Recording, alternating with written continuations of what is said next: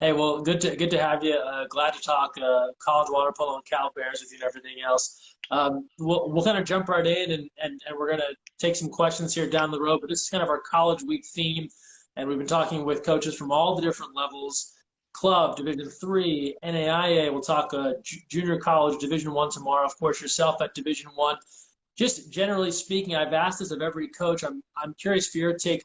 What makes for a good student athlete at the college level? What are you looking for in a college water polo player? Yeah, that's a really good question. I mean, there's multiple areas that you're looking for. Obviously, the academic piece is first and foremost. It can open up doors and it can shut them pretty quick. So, that's a key piece that you're looking at right away. And then a lot of it just kind of depends on your team, particularly maybe your style or year to year. It can depend on positions and what you lost in the last year's senior class, and who's getting older on your team and what you need to fill in spots. So you're looking at all sorts of different things when you're trying to fill out a recruiting class. A lot of our viewers this week have really wanted to know when's a good time to try and reach out to a coach. Is there a specific time of year that you're more likely to be able to handle an email and get back to them, as far as times where they see you in public? What's kind of best for you? Yeah, I mean, I think it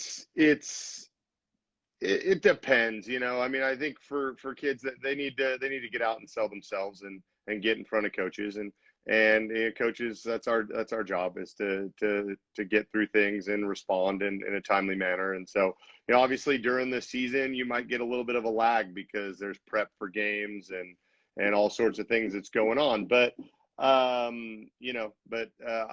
don't think there's any specific time that when they're ready and they have information, then start to get that out to the coaches. Obviously there's rules and times, you can't talk to certain kids at certain ages.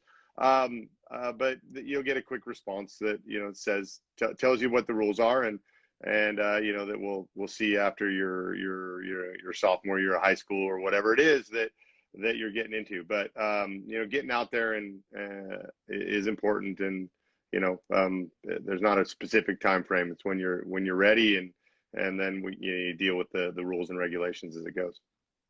We've talked about during this week things that kids send to coaches, right? So is it a highlight video? Is it an entire game? Is it half of a game? Is it 5 games? Is there, in your mind, what a perfect piece of communication looks like, where you're like, hey, this guy gets it. Like, it's easy for me to digest what it is they're after. I can review. What looks good to you? Yeah, again, I think that's going to differ from coach to coach, but I think it's a flow sport game, so highlights are good. But sometimes you want to see what happened before and after a highlight, and the good and the bad. So, a little bit more context, I think, is more helpful. But there can be sound bites to things that kind of get your attention too. But I think a little bit more context, and games are good. You're looking at multiple players, so you can kind of get a gauge for the competition in a certain game, as opposed to in a highlight where you might not be 100% sure. We're talking with Kirk Everist, head coach of the Cal Bears, longtime athlete at Cal, national team Olympian. We talked club water polo yesterday, Division three. So there's all these levels, and I'm curious in your mind, and maybe even think back to when you were playing, but the idea of setting realistic expectations for yourself as a player, right? So there might be a bunch of people that want to play at Cal or Stanford or Long Beach State, whatever it might be, right? And that level might not be where they can get. How important is it for an athlete to know their abilities? Not to say someone can't strive to achieve their dreams, but to know where they're at and kind of approach that effectively. Yeah, I mean, self-awareness is an important skill, but so is striving for excellence and trying to raise your own particular bar. So there's a number of kids that I've coached over the years that you might not have thought were going to get to the level that they got, and so people mature at different times. So pigeonholing yourself can get in your way as well. So You want to be aware, and you want to know your areas, but you also want to branch out there because you're never quite sure what a coach might be needing at a certain time. When you think back on maybe guys that you played with or kids that have come through the program in the last 10, 15 years, is there a common theme among the ones that have done well, both academically and in the pool? We hear a lot about attitude and effort. They sound cliche, but they're largely effective. Anything you've noticed with the ones that have thrived in both of those areas? Yeah, I think that is. I mean, they're kids that are high achievers and that have always, wanted to be successful in different areas of their lives. They're not just focused on one thing. They're going to do the work, and it's part of their DNA is to go and grind it out. A lot of times it doesn't come easy to them, but they just work really hard, and that starts to pay off. So, those are the kids that you see consistently that are really successful. They're going to move on and be really successful in their business life, in their life in the classroom while they're in college. They just have high expectations for themselves, and that translates to kind of every part of their lives. There are so many people that don't have access to a pool right now. They're not with their teams, but they would love to stay in shape. Are there things that you're sharing with your team or things just in general that you'd be doing on your own to try and stay active if you can't do the things you normally do? Yeah, I mean, I think all of the coaches in the country in every sport are trying to figure out ways to keep kids active in the parameters that we're given, and so we're sending stuff out to our guys, and they kind of pick and choose. It's more of a menu kind of thing, and just to kind of keep them moving. There's a lot of dry land exercises, stretching, learning new skills can be important, that you can focus in on.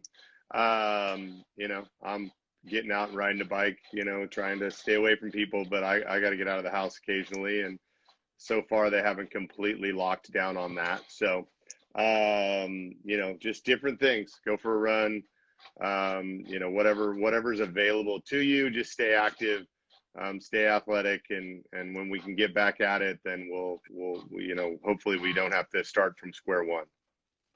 We're talking with Kirk Everist, head coach for the Cal Bears. And with there no water polo to play right now, we, of course, have delved into the tactics, the techniques, the mental side of the game. I'm curious, there's a lot of athletes who have this kind of anxiety because they don't know when they're going to get back in the pool. They haven't been able to practice. Is there a message you're sharing with your guys or just one in general for people that, are kind of feeling like uncertain of if they'll be ready to go when it's go time? Yeah, I think there is a decent amount of anxiety out there. I think all across the board of just wanting to get back at it and get back to some normalcy. I think the message is that, we're going to get through this, and the key is to just try to get through it a little bit better, or try to find new things that you can focus on to make yourself, better. You can work on your hands, if it's water polo specific or sports specific, you can work on your hands, you can work on, hand-eye coordination stuff. You can do a lot of different things to prepare yourself. You're not going to be in great swimming shape. Let's just be honest. Even if you have a backdoor pool, backyard pool, you're not going to be in great swimming shape. So that's kind of the reality. So you might need to watch what you eat and be more focused on your diet and nutrition and that kind of stuff. And make the best of it. Talking with Kirk Everist. If you have some questions here, feel free to leave them in the comments section. We can get to those here as we go along. Kind of piggybacking off of that kind of confidence theme and thinking back to your days playing at Cal, as you think back on those years, was there? Maybe we lost you here for a little bit. Okay, we got you back. I'm here. Sorry. I'm here. Okay, you're just buffering for a little bit in our screen. When you think back on your playing days, what were some things that kind of helped you build confidence? Obviously you're a talented player at that time, but was there a moment, maybe the way you built a relationship that kind of left you feeling like you belonged at that level? Yeah, I don't know if there was one specific thing, but I think there's always, I grew up in a town in Orinda, went to Miramani High School. So, There were a number of players that went on to play at Cal, Stanford, different places that were kind of led the way, and guys that went on and played at the Olympics and, were on the boycott team and on the '84 team that came from my hometown that I knew personally. And those are things that kind of get you, well, there are examples of people in my area that went through the same things that I'm going through, that come from the same place and kind of have the same background and path that give you some confidence. I think making the first junior team and getting to travel overseas in '85 and starting to play internationally was a big confidence boost to be able to get out and play against some of those teams and players, and got to go back again in '87 for Junior Worlds. They switched the age group on us, so we got to go back again, and there were a number of players from the Spanish, multiple national teams, the Soviets, the Spanish, the Hungarians, that a year later were playing in '88 on the Olympic team. So being able to go up against those guys and compete with them, and then seeing them a year later at the Olympic Games, that's something I can strive to do in our country and really want to try to do. A couple of questions coming in here now. We're talking with Kirk Everist, the head coach of the Cal Bears. E.B. Hawk asks a good one here. As a college coach, what does success look like to you? Yeah, that's always a question. I kind of try to keep it simple. It's a lot about the process of getting places, and we all want to hoist a trophy at the end of the year, but only one team wins that last game. If I feel like I'm going to have talent on a year in, year out basis. At least I hope so.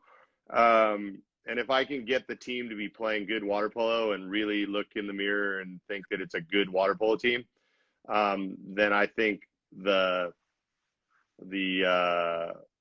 scoreboard's going to take care of itself, and then I can walk away saying that was a successful year.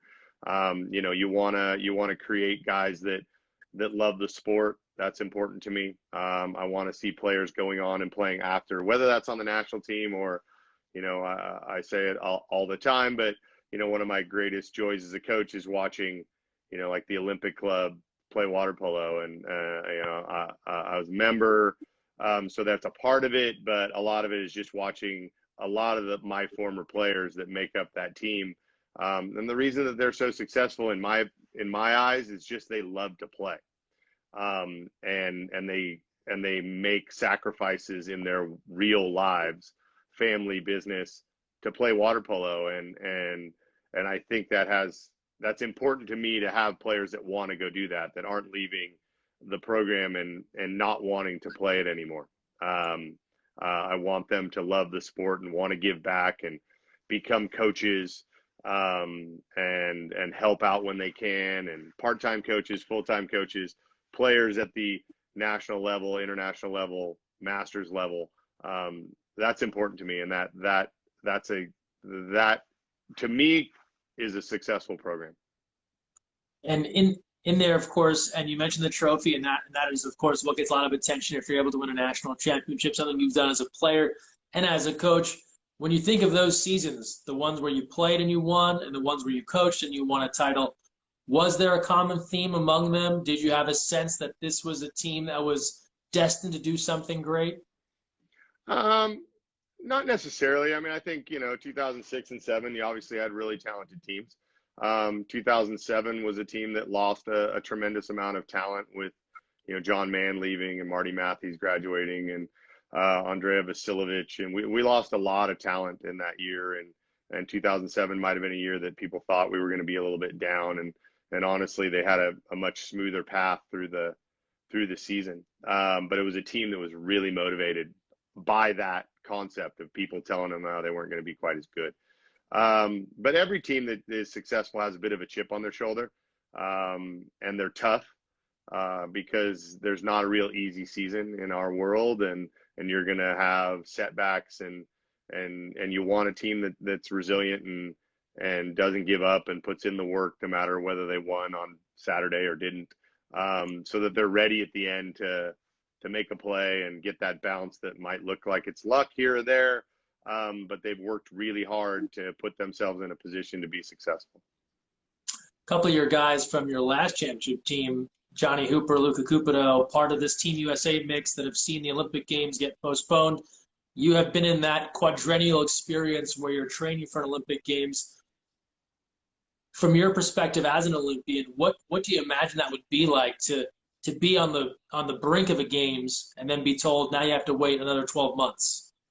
Yeah, that's got to be really tough. I mean, I've talked to obviously both of them, and they have pretty good perspective. You know, this is a very unique situation and a time to kind of look at what's the most important things in our lives, and you know, family and health and those kind of things are going to take precedent. So, but that's tough. I mean, you're focused in on something and you see the end of the you see the end of the race and the opportunity to put all the hard work out there on the field or the court or the pool, and all of a sudden something that's completely beyond your control takes that away. So it's going to take a while for them to get over that, but I know they're what they're made of, and you know, they didn't get to this point without being tough kids, and they'll bounce back and be ready to make another, you know, long haul through those workouts, so that they can be successful as they can be in Tokyo. Talking with Kirk Everist from Cal and a former national team athlete. Next question that came in: what made you want to be a coach? I started coaching in 1990, I think. I graduated college '89, and we would train with the national team with Coach Barnett, Bill Barnett from Newport Harbor, and in Southern California. So when I finished school at Cal, I moved to Newport, and but we had the falls pretty much off, at least a few months before we started training again. Most of us trained year round together. There weren't as many opportunities to go overseas and play as there are today. It was still the Soviet Union, Yugoslavia, so there were big chunks of places where you just couldn't go play. So the number of opportunities just weren't there. So most of us just stayed home and trained. And but we'd get that break in the fall, and I'd come back up to Northern California and get a job doing something. So I felt like I was progressing in both sides of my world. And when I stopped playing, I wasn't, you know, going to start flat-footed. But I also started helping coach at Miramani High School for Coach Brown at Miramani. And the main reason at that point was I wanted keys to the pool. So, you know, I wanted to be able to go into the pool whenever I wanted and train. And I wanted to be able to call the goalies up and say, you're coming in at, you know, 5 o'clock instead of 5:30, because we're gonna shoot for 45 minutes while people are swimming, because I need to be in shape in December when we go back to training. So that was kind of the start of it. But you know, quickly fell in love with it and did that for 10 years through my national team career. When I retired from the national team in '96, came back up north and got a real job in software. And I was in sales, and I happened to be in Orinda. That's where our office was. So I went to my boss and said, do you care where I am at 3:30 on a Thursday afternoon? I'd like to continue to help coach the team at Miramani. And, you know, he was a businessman. He said, I don't care, as long as your sales numbers are where they're supposed to be, I could care less where you are. So if you can get your job done, you'll have a job. If you can't, you won't.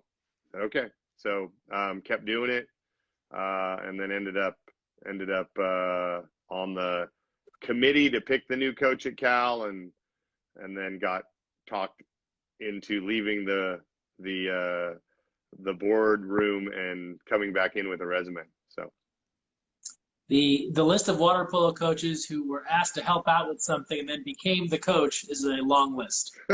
Yeah, probably.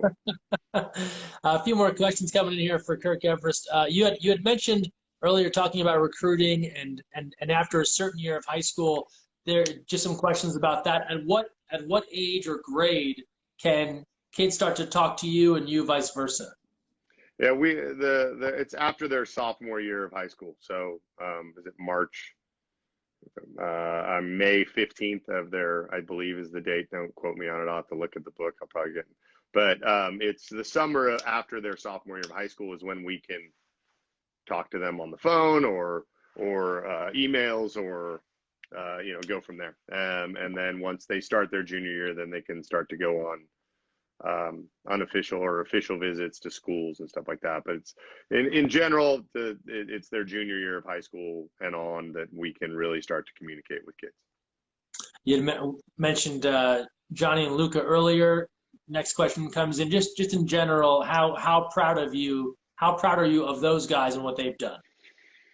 Yeah, I mean, they're fantastic players, and I'm really excited for them. Luca's been there once to the Olympic Games. This can be Johnny's first time. So, it's a grind, and it's really difficult, and only 13 or 12 now players get to do it.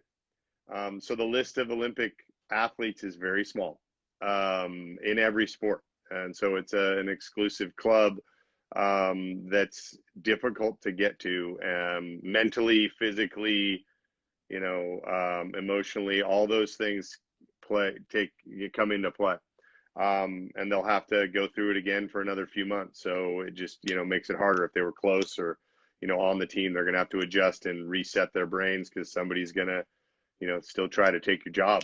Because only so many people can get on that plane to go to Tokyo. So. But I'm really proud of them, and Johnny's had I think spent a lot of years with people doubting him a little bit as far as his size and the way he plays the game, and his technique might not be textbook, but it sure is effective. And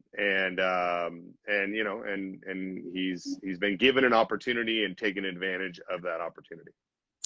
Another good question here from Stephen. As a coach for a D1 team, at that level, do you find yourself teaching players more, or just getting them to refine and kind of smooth out rough edges? I think you're always going to be teaching, skills and basics. And I think you'd be surprised at going to the practices of college teams and seeing how much time people are spending on movement drills and how to get from point A to point B without swimming the whole time or using your legs and balance. And those techniques and fundamentals are important. And if you just ignore them because they're older, that can be a problem.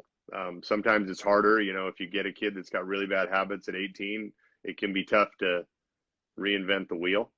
So sometimes you are kind of masking issues that have come up through 10 years of playing, just because it's really hard to get them to change. But you're still trying to teach those things and teach your concept of the game too. Everybody's concept is a little bit different. And so what might be a fundamental concept at a high school or club level might be something that your college coach has a different theory on. So being able to handle those changes is important. And as a coach, you gotta try to teach those things on a daily basis as well. Talking with Kirk Everist, head coach of the Cal men's water polo team. We talked in the last couple of weeks with different coaches about role players, of people finding their role and that being a key to success on a team. And I'm curious, you think back to your time playing, was there a thing you felt like you did that allowed you to make the team, to kind of reach that next level, to give yourself an advantage over someone else? Yeah, I just think being open to new things is really important. I talk a lot with players about you run out of rope or real estate at some point in your life, in your career. There's very few people that will be able to be the same player for their entire career, the same system, the same role, the same position, the same Tony Azevedo. There's only so many Tonys. that can, this is what I do and I do it really well, and I can continue to do it for, 5 Olympics. Most of us have to adjust. And so what I was used to doing in high school, and college, on my first run through the Olympics was not what I was going to be able to do to make that Olympic team, which was, be a 21 side guy that was, taking my fair share of shots, offensive oriented, and that's not what Coach Barnett wanted me to do. And so I learned it the hard way of getting cut from a team for the first time in my life, in '90. And I had a choice at that point. I could be stubborn and want to play the game the way I thought I should be used, or I could figure out what he wanted. And at the end of the day, he was going to make the team. And he wanted me to be fast and pass the ball and play the 4-5 side and play defense and, guard guys like SDRD and try to and swim really fast to the deep wing and then shoot if I had to. And that wasn't necessarily what I wanted to do, but I wanted to be an Olympian more than I wanted to be right. And so I made a choice to do that. And then I tried to, work my way back into proving to a coach that I could do more than just that. And so I think that's an important lesson for kids.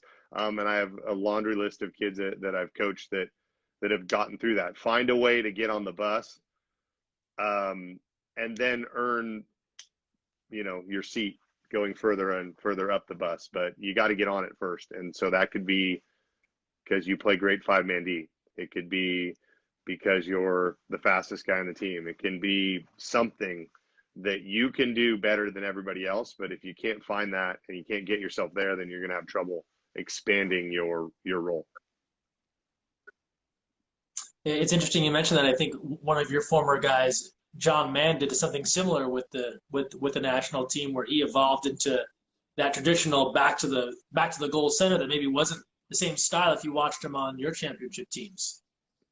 Yeah, I mean, early on in his career, he could shoot the ball pretty well from the perimeter, and as a lot of centers that are his size coming out of high school, he struggled a little bit playing the physical part of the center position because he was used to just being the biggest and strongest guy in the room, and that wasn't the case when he hit college. So developing his technique and balance and legs and finishing skills, second and third moves that you might need at the next levels, took a while, but he could shoot the ball.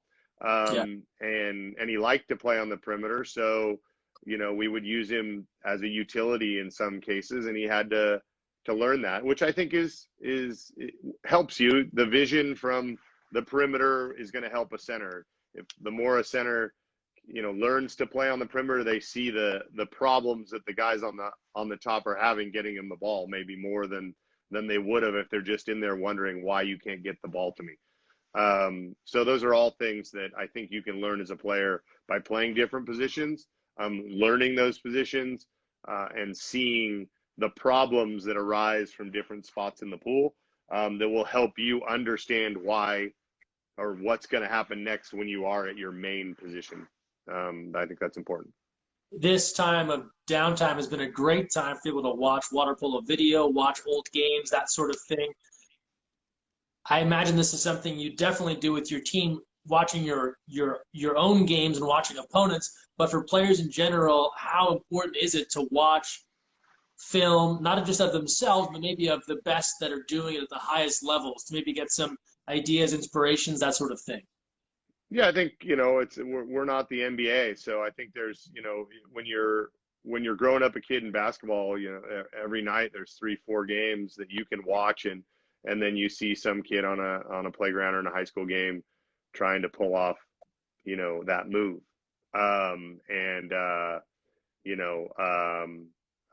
So I think that getting online, and there's a million sites out there that are showing the highest level water polo games, you can mimic things in and steal stuff. It's not, you know, all sports is like that. You steal things from players that you played against as coaches. You know, I don't know that we've all had that many unique thoughts. We, you know, we take things from people, and you steal, and then you make it a little bit of your own, and you put your own stamp on it. But you didn't make it up for the most part. And so I think as a player, you want to be able to do that. You want to watch players critically and see what they do and figure out how you might be able to do that skill with your talent. And that's a way to evolve as a player. Today's young player maybe watches a video of Johnny or Ben Halleck and marvels at how fast they are, how big they are. Maybe 5 years ago it was Tony Azevedo. When you were coming up, who was the person that you watched that made you say, wow? Yeah, there were a number. I think Kevin Robertson was an amazing player. Figueroa was incredible. You know, there wasn't a whole lot of TV, so you're watching guys in the United States, and I think the first like international games I saw were '84. You know, watching the guys that I knew at the Olympics playing. You know, so but you know, so seeing a guy like Fargo or you know guys like that on TV, but that was like one game, and you weren't, you know, 100. You didn't get to see a ton of it, but Kevin was an amazing player, you know, playing at Cal in our backyard. To see him play live, how dynamic he was. Alan Gresham, Peter Cuttino Jr. At Cal as well. Those are the games that I kind of went and started as when I was in high school, going to watch play at the higher level. These were guys that were just incredibly athletic, quick, fast, great hands. That was fun to kind of grow up and get to see those guys in your backyard. You know, John Svensson and Peter Schnugg and Drew McDonald were all Miramonte guys, so I got to see them up close and personal a lot at local pools when they come in and just do stuff. So lucky to be around a bunch of really, really good players. Talking with Kirk Everist here from the Cal Bears, former national teamer as well. Just a couple of more questions here. Appreciate you taking the time. We hope that water polo resumes come this fall. When and if you can get back on the pool deck with the guys, how much more will you enjoy it now that you've had to be forced away from the pool? Yeah, I think this is a way to show you how lucky you are, and it's a job, but it's not really. It's something that we all love to do. It doesn't feel like it's work. You're getting out there and getting after it. And what we really miss is what I miss is the guys, and I know the team misses them. You know, their teammates and the energy and the you know, the work and that grind. I think everybody misses that, and I think, you know, it'll be a great day when we all can jump back in and get after it again. And we're all looking forward to that, and you know, and hopefully it comes sooner rather than later. And then just the last thing for you, you mentioned Cuttino, and I think people know the Cuttino Award, but it's been a few years now, and it hasn't been as long as the Heisman's been around, but it becomes a thing where I think you know the name of the award, but you don't always associate it with the person it's named after and what they meant as kind of time goes on. This is obviously a legendary coach in the game, someone that you knew well. As you continue on in your coaching career, what are the big 1, 2, 3 things that you learned from Pete Cuttino you still take with you? Never turn your back on a Sicilian. That's important. Yeah, I mean, Pete was a teacher and a father figure, and you know, he showed that you couldn't cut corners. He was demanding, but in a way that, you know, most of the time made you laugh and got you going. But he didn't suffer fools very much, and he was somebody who was going to push you, and he was going to challenge you on a daily basis, and he was going to, you know, find what would motivate you, and those are things that you might not have seen when you were playing for him, but later on you started to realize, you know, how much he did push you and how much he did get you to do things that you might not have wanted to do. and how much he cared about what you were doing in all parts of your life. I think that was important, something that stuck with me. It's, you know, he created a bunch of guys that love to play the sport too, that still are at our age. We all, again, still, you know, roll it out there and try to play at a master's level.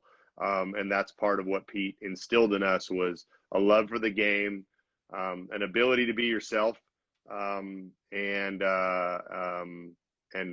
put your own personality into the game that fit into how he wanted to play. But he was willing to allow a player to have some creativity, and to take some license in the game. And then if he didn't like your decision-making process, he'd have a conversation with you. But I felt like you could, you know, as a player, I could take some chances, and then we'd chat about it. But I like that kind of, I think I've always kind of coached that way as well, just because it was natural to me to get out there and play the game, and take responsibility for what you're doing out there, but not just be, you know, going in a certain pattern the whole time. Like I said, it's a flow sport, and creativity is a big part of it. Creativity is one of the best parts of the game, and so he allowed you to do that, if and when he trusted you enough to let you do it. So, great coach, incredible man. I've got more stories than you can we have time for. So. Excellent, Kirk. Really, really appreciate the time. Some really good thoughts and advice and some insight here. And hopefully everything holds to schedule, and we'll see Cal back in the pool this September. Yep, that's the plan. So thank you so much for it. This has been great. Great to see all the interviews and getting people out there and talking water polo. So I appreciate it. Thanks for all your work. You got it. Take care, Kirk. All right, take care. Bye-bye.